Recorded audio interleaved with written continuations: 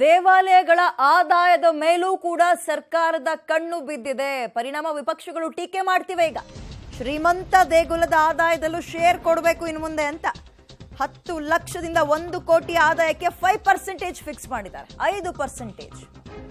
1 ಕೋಟಿಗೂ ಹೆಚ್ಚಿನ ಆದಾಯಕ್ಕೆ 10%. ಹಿಂದೂ ಧಾರ್ಮಿಕ ಸಂಸ್ಥೆ ತಿದ್ದುಪಡಿ ವಿಧೇಯಕ ಅಂಗೀಕಾರ ಆಗಿದೆ. ಅಂಗೀಕಾರ ಆಗ್ತಾ ಇದ್ದಂತೆ ವಿಪಕ್ಷಗಳು ಸಿಡಿದಿವೆ. ಒಬ್ಬೊಬ್ರು ಒಂದೊಂದು ರೀತಿ ಟೀಕೆ ಮಾಡ್ತಾ ಇದ್ದಾರೆ. ವಿಧಾನಸೌಧದ ಮುಂದೆ ಹುಂಡಿನ ಇಟ್ಬಿಡಿ ಅತ್ಲಾಗೆ ಅಂತ ರಾಜ್ಯಾಧ್ಯಕ್ಷ ಬಿಜೆಪಿ ರಾಜ್ಯಾಧ್ಯಕ್ಷ ವಿಜೇಂದ್ರ ಅವರು ಟೀಕೆ ಮಾಡ್ತಾ ಇದ್ದಾರೆ. ವಿಪಕ್ಷಗಳಿಗೆ ಒಬ್ಬೊಬ್ರೆ ಮಾತನಾಡೋದನ್ನು ನೋಡ್ತಾ ಹೋಗೋಣ. ತೀವ್ರ ಟೀಕೆಗೊಳಗಾಗ್ತಾ ಇದೆ ಸರ್ಕಾರದ ಈ ನಿರ್ಧಾರ. ದೇವಾಲಯದ ಆದಾಯದ ಮೇಲೂ ಕೂಡ ಸರ್ಕಾರದ ಕಣ್ಣು.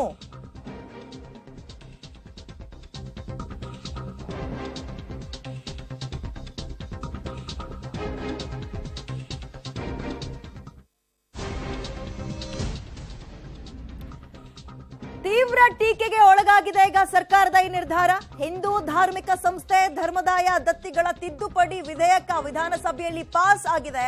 ಅದರಲ್ಲಿ ಕೆಲವೊಂದು ಅಂಶಗಳಿದೆ, ಏನೇನು ಅಂತ ನೋಡ್ತಾ ಹೋಗೋಣ. ಅಂದ್ರೆ ಮುಜರಾಯಿ ಇಲಾಖೆಗೆ ದೇಗುಲಗಳು ಕೊಡ್ತಾ ಇದ್ದ ಆದಾಯದ ಹಣ ಡಬಲ್ ಆಗಿದೆ. 10 ಲಕ್ಷದಿಂದ 1 ಕೋಟಿ ಆದಾಯದ ದೇಗುಲಗಳನ್ನ ಗುರುತು ಮಾಡಿ ಇವರಿಗೆ 10 ಲಕ್ಷದಿಂದ 1 ಕೋಟಿ ತನಕ ಇದ್ರೆ 5% ಸರ್ಕಾರದ ಕಡೆಗೆ ಹೋಗ್ಬೇಕು. 1 ಕೋಟಿಗೂ ಹೆಚ್ಚಿನ ಆದಾಯ ಬಂತು ಆ ದೇಗುಲಕ್ಕೆ ಅಂದ್ರೆ 10% ಹಣ ಕೊಡಬೇಕು ಅನ್ನುವಂತಹ ಅಂಶಗಳು ಇದರೊಳಗಿದೆ. ಅದನ್ನ ಬಿಟ್ಟು ಬೇರೆ ಅಂಶಗಳು ಕೂಡ ಇದೆ, ಅದನ್ನು ನೋಡೋಣ. ಸಿಗರೇಟ್ ದೇಗುಲದ ಅರ್ಚಕರು ಸಿಬ್ಬಂದಿಗೆ ನಾವೇನೋ ವಿಮೆ ಮಾಡಿಸ್ಕೊಡ್ತೀವಿ, ವಿಮೆ ಸೌಲಭ್ಯವನ್ನ ಅವೆಲ್ಲ ಇದೆ. ಬಟ್ ಇದೀಗ ಇವರು ಇಂಥ ದೇವಸ್ಥಾನಗಳಿಗೆ ಎಷ್ಟು ಪರ್ಸೆಂಟೇಜ್ ಕೊಡಬೇಕು ಅನ್ನುವಂಥದ್ದು ತೀವ್ರ ಟೀಕೆಗೆ, ಅದು ಕೂಡ ಎಲೆಕ್ಷನ್ ಟೈಮ್ನಲ್ಲಿ ಮುಂದಾಗ್ತದೆ. ಮೊನ್ನೆ ಅರ್ಚಕರ ಸಂಬಳವನ್ನು ವಾಪಸ್ ಕೇಳಿ ಕೆಂಗಣ್ಣಿ ಗುರಿಯಾಗಿದ್ರು. ಚಿಕ್ಕಮಗಳೂರಿನಲ್ಲಾಗಿತ್ತು, ಹಿರೇಮಗಳೂರು ದೇವಸ್ಥಾನದಲ್ಲಿ ಕಣ್ಣನವರ ಸಂಬಳ ಇಷ್ಟು ತಿಂಗಳದ್ದು ವಾಪಸ್ ಕೊಡಿ ಅಂತ ಕೇಳಿ. ಇದಾಗ್ತಾ ಇದ್ದಂತೆ ಇದೀಗ ಮತ್ತೊಂದು ಸುದ್ದಿ. ಅದು ಇನ್ನು ಮುಂದಕ್ಕೆ ದೇವಾಲಯದ ಆದಾಯದ ಮೇಲೆ ಆದಾಯ ಬರುತ್ತಲ್ಲ, ಅದರಲ್ಲಿ ಸರ್ಕಾರಕ್ಕೆ ಇಷ್ಟಿಷ್ಟು ಪರ್ಸೆಂಟೇಜ್, 5% ಇಂಥ ದೇವಸ್ಥಾನಗಳು, 10% ಇಂಥ ದೇವಸ್ಥಾನಗಳು ಕೊಡಬೇಕು ಅಂತ. ಇದನ್ನು ಹೇಗೆ ಅವ್ರು ಸಮರ್ಥನೆಗೆ ಮುಂದಾಗ್ತಾರೋ ಗೊತ್ತಿಲ್ಲ. ರಾಜ್ಯ ಸರ್ಕಾರ ಅಥವಾ ಆಡಳಿತದಲ್ಲಿರೋರು ಇದನ್ನ ಹೇಗೆ ಸಮರ್ಥನೆ ಮಾಡ್ಕೊಳ್ತಾರೋ ಗೊತ್ತಿಲ್ಲ. ಇದು ಹಲವು ವಿಚಾರಗಳು ಬಂದಾಗ ಈ ಅಂಶ ಪ್ರಸ್ತಾಪ ಆಗ್ತಾ ಇತ್ತು. ನಮ್ಮ ದೇವಸ್ಥಾನದ ದುಡ್ಡು ತಗೊಂಡು ಅಲ್ಲಿ ಅಭಿವೃದ್ಧಿ, ಆ ಧರ್ಮದ ಅಭಿವೃದ್ಧಿ ಅಂತ ಹೋಗ್ತೀರಿ, ನಾವ್ಯಾಕೆ ಕೊಡ್ಬೇಕು ಅನ್ನುವಂಥ ಅಂಶಗಳನ್ನು ಮಾತನಾಡಿದ್ರು. ಜನಸಾಮಾನ್ಯರೇ ಕೇಳಿದ್ರು.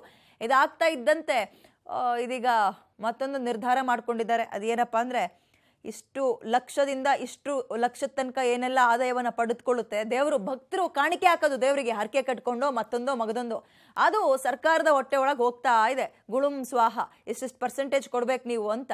ಓಕೆ, ಇದೀಗ ಮುಜರಾಯಿ ಇಲಾಖೆಗೆ ದೇಗುಲಗಳು ಕೊಡ್ತಾ ಇದ್ದ ಆದಾಯದ ಹಣ ಡಬಲ್ ಆಗಿದೆ. 10 ಲಕ್ಷದಿಂದ 1 ಕೋಟಿ ಆದಾಯದ ದೇಗುಲ 5% ಹಣ ಕೊಡಬೇಕು ಇನ್ನು ಮುಂದಕ್ಕೆ ಸರ್ಕಾರದ ಪಾಲಿಗೆ.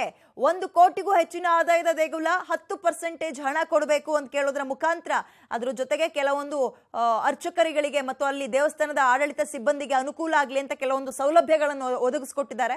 ಅದನ್ನೂ ಕೂಡ ನೋಡ್ಬಿಡೋಣ. ಸಿ ಗ್ರೇಡ್ ದೇಗುಲದ ಅರ್ಚಕರು ಯಾರಿರ್ತಾರೆ ಮತ್ತು ಸಿಬ್ಬಂದಿಗಳು ಯಾರಿರ್ತಾರೆ ಅವರಿಗೆ ವಿಮೆ ಸೌಲಭ್ಯವನ್ನ ಮಾಡ್ಕೊಡ್ತೀವಿ ಇನ್ನು ಮುಂದಕ್ಕೆ. ಮತ್ತು ಅರ್ಚಕರು ಸಿಬ್ಬಂದಿಯ ಮಕ್ಕಳಿಗೆ ಪ್ರತಿ ವರ್ಷನೂ ಗೊತ್ತಿಲ್ಲ, ಅದಿನ್ನೂ ಅನೌನ್ಸ್ ಮಾಡಿಲ್ಲ, ಸ್ಕಾಲರ್ಶಿಪ್ ಮಾಡ್ಕೊಡ್ತೀವಿ. ಅರ್ಚಕರು ಅಥವಾ ಸಿಬ್ಬಂದಿ ಏನಾದರೂ ಅಚಾನಕ್ ಆಗಿ ಮೃತಪಟ್ಟರೆ ಅವರಿಗೆ ಪರಿಹಾರದ ಹಣವಾಗಿ 5 ಲಕ್ಷ ರೂಪಾಯಿ ಕೊಡ್ತೀನಿ ಅಂತ ಇಷ್ಟೂ ಅಂಶಗಳಿದೆ. ಈ ತಿದ್ದುಪಡಿ ವಿಧೇಯಕ ವಿಧಾನಸಭೆಯಲ್ಲಿ ಪಾಸ್ ಆಗಿದೆ. ಈಗ ಹಿಂದೂ ಧಾರ್ಮಿಕ ಸಂಸ್ಥೆ ಧರ್ಮದಾಯ ದತ್ತಿಗಳ ತಿದ್ದುಪಡಿ ವಿಧೇಯಕವನ್ನು ಪಾಸ್ ಮಾಡಿದ್ದಾರೆ.